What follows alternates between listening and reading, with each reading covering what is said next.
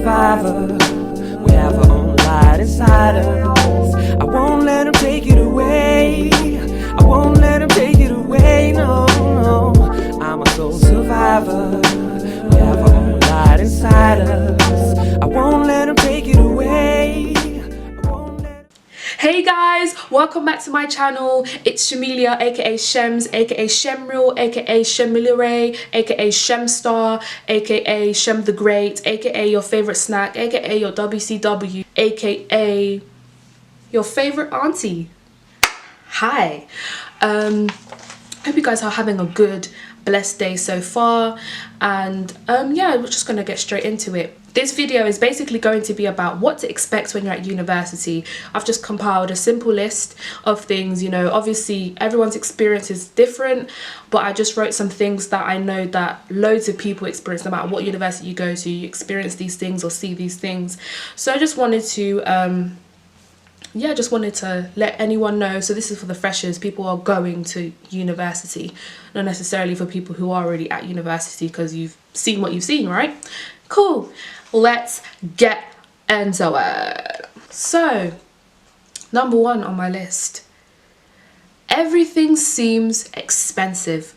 I can't lie to you, jumping into university, I realized the stress that my parents go through financially, in the sense of having to budget and provide for not only for themselves but for my siblings and I don't know how they did it. I don't know how they made money stretch. I rate my mum. I always say this to my mum, I don't know how you did it, but I rate you, fully rate you, and I sympathize with you, because if I'm struggling to provide for myself, how are you doing it for, let's say, 7 people in a household? Like, how are you doing it? How are you actually doing it?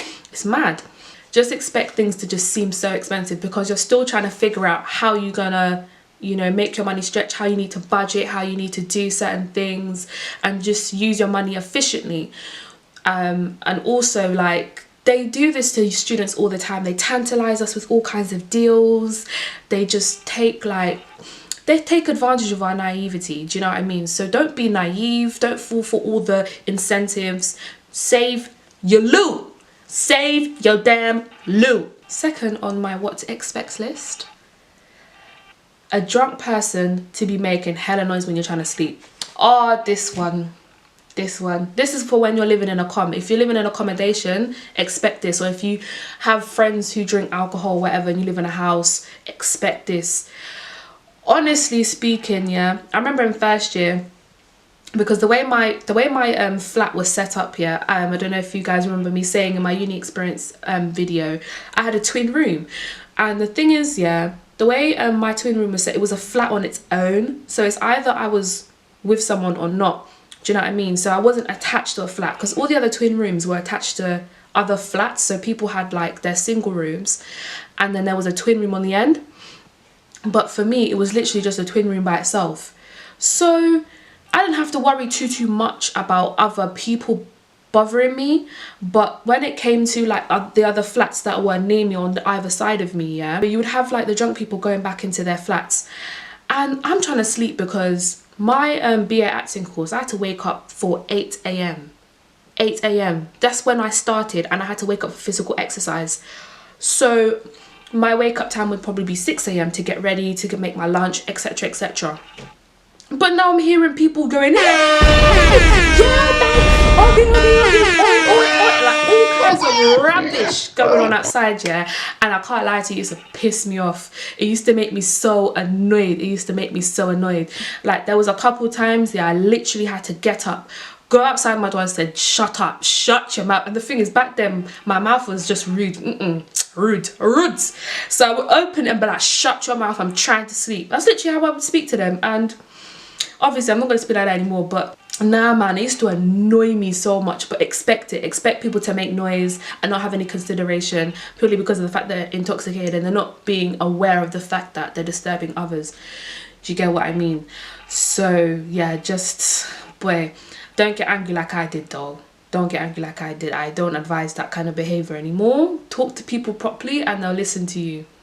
Because I scared a couple of white girls, I can't lie. That's crazy! Third thing on my list of what to expect at university, flat parties. Flat parties are just bound to happen. You have freedom, you're away from home, you ain't got no curfew, you ain't got no parents getting on your case, you ain't got this, that and the other to worry about. So flat parties are going to occur left, right and centre. And if you're someone who don't like noise, I am sorry. I apologise. But flat parties are gonna happen. Went to a few in my first year, but it's up to you guys, and it's up to you guys what you want to do, how you socialise and stuff. It's a good way to like find people and speak to people and get to know people, but you don't have to get to know people in that environment per se, but it's up to you. It's up to you. So the fourth thing on my list of what to expect is hungry Mandem. Sorry Mandem, I'm just gonna have to out you a little bit. I'm gonna have to protect my females because, you know, women power and all of that. Yeah, so basically hungry Mandem. What do I mean by hungry Mandem? So basically some uni guys, not all, I know it's not all because I've met some really genuine guys in uni, but some guys in university are hungry. They're predators. They're looking for young fresh meat that they want to come and attack. That's what they're like. They're like lions hunting for some meat. Do you understand? So they will go for a girl that, you know, seems a bit, you know, a little bit reserved, you know, a little bit quiet, and they'll pounce and they'll try and do higgy hagga with her. And the thing is, it sounds mad, but it happens. It happens all the time. It happens at every single university. So girls, be careful. Be careful for hungry Mandem. And to be honest, Mandem, I've got to protect you guys too. Girls, I'm going to out us. Guys, be wary of hungry girls. You want to know what a hungry girl looks like? I mean, some girls, they flex like Mandem, so you know from the get-go what they're on, do you know what I mean?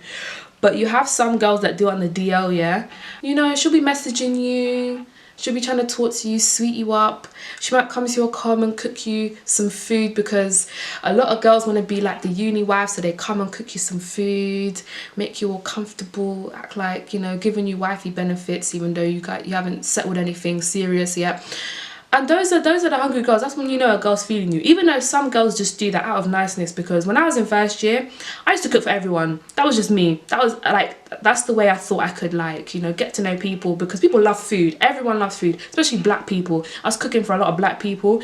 And funny enough, yeah, there was one time, yeah, I learnt my lesson that when it comes to black people and food, you don't do it. Don't do it to yourself unless you're willing to just cook for a multitude of people and feed the 5,000 like Jesus did.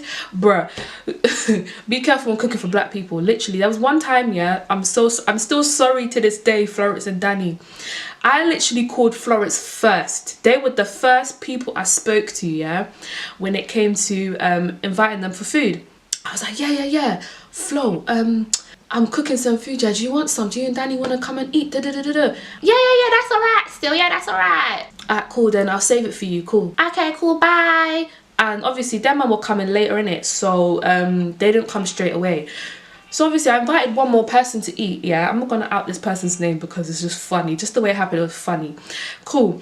So I invited him over, yeah, and this guy was like, oh yeah, I'm just gonna come in a couple minutes. And I was like, okay, cool, I'm finishing up the food anyways. And then he calls me and says, oh yeah, I'm coming now, I'm coming. Cool. Next thing you know, he comes with 2 people. 2 other people. And the thing is, yeah, I'm not a rude person, yeah. I was like, oh, I gotta feed them now. Oh, like literally that's what I was saying in my head. I was like, hi, yeah, you alright? Yeah, good. And the thing is, I knew these 2 people as well. I was like, yeah, you alright? Yeah.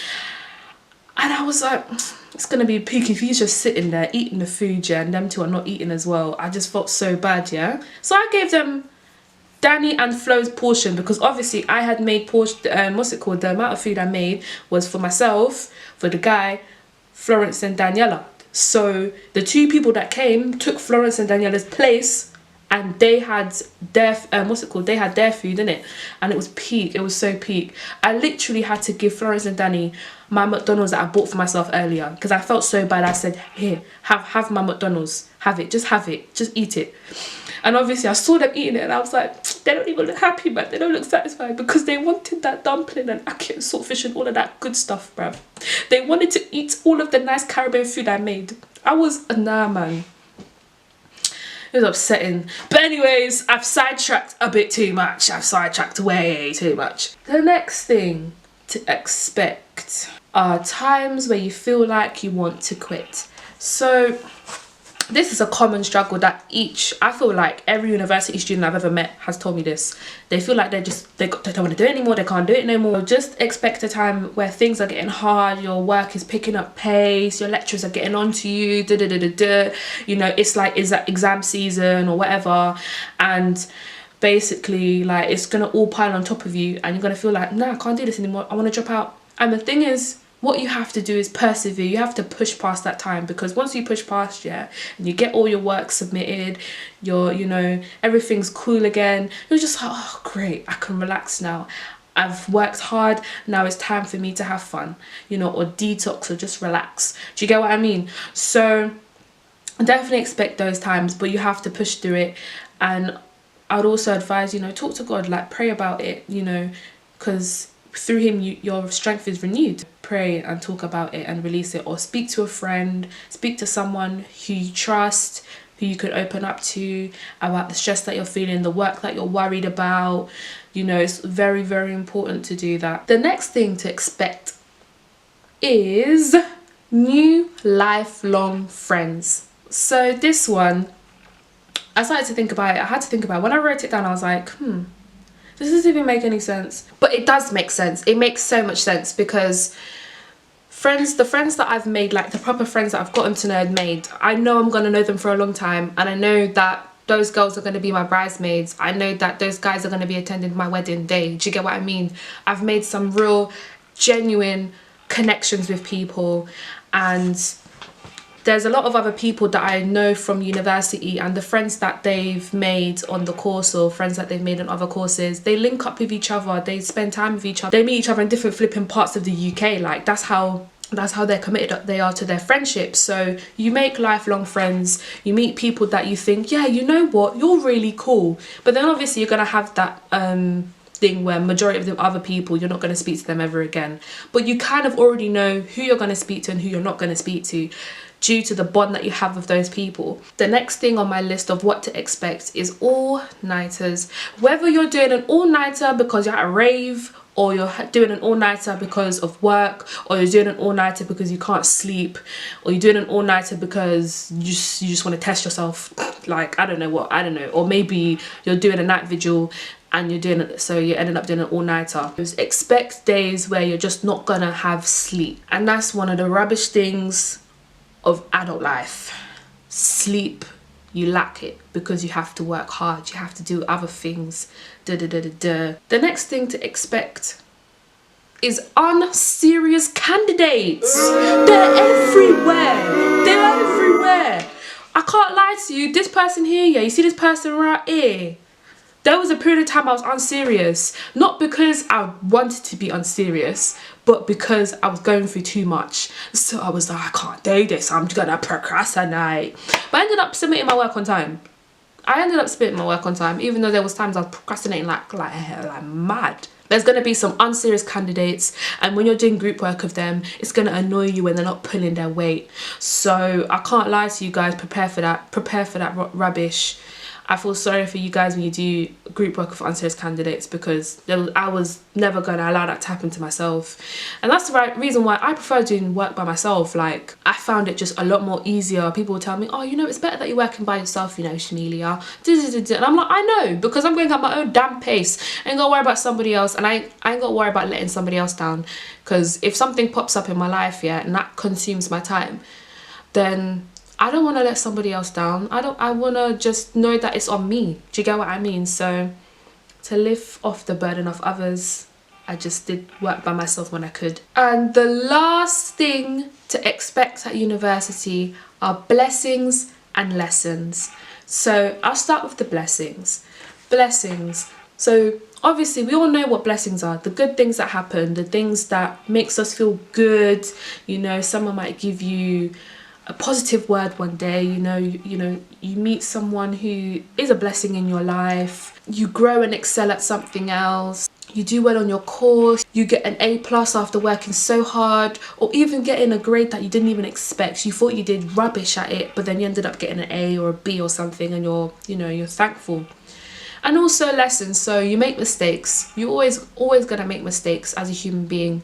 You're not always gonna get things right, and those are gonna be the lessons for you, the things that you're not gonna do next time. And a lesson also might be company. You might meet somebody that might actually not be good company for you, that they were not going to benefit your life. So that's also a lesson that you can take. But it's all for the betterment of your life. It's all for the betterment of your future, and you don't have to worry about these things.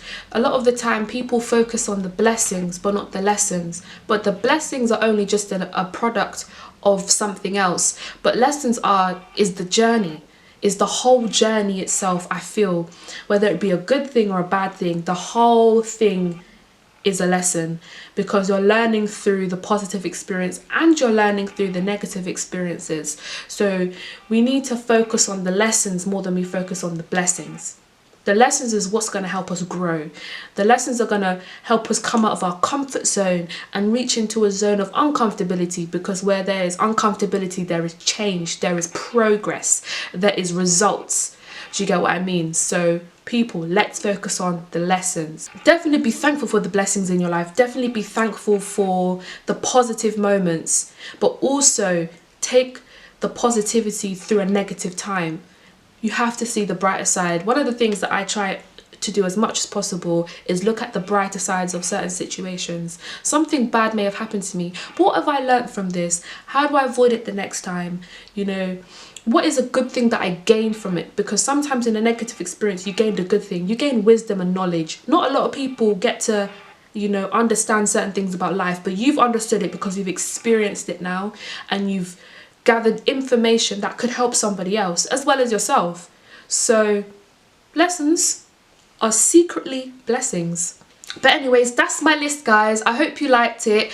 I just wanted to show you my top. This is my Insane Freshers 2016 top. So this is when I first went into university, and I thought, why not wear it? Because it's a uni video. Why not wear it and show you what I was rocking at the flipping Freshers event that was worth... It was worth nothing. It wasn't worth it. It wasn't worth me spending my money to get the flipping wristband and all of that. Because one, I didn't go to all of the events because I didn't like all the events, and it was just wasting money. But anyways, thank you for watching my video, guys. Hope you enjoyed it. Remember to like, comment, share and subscribe to my YouTube channel, and I'll see you all again next time. See you later.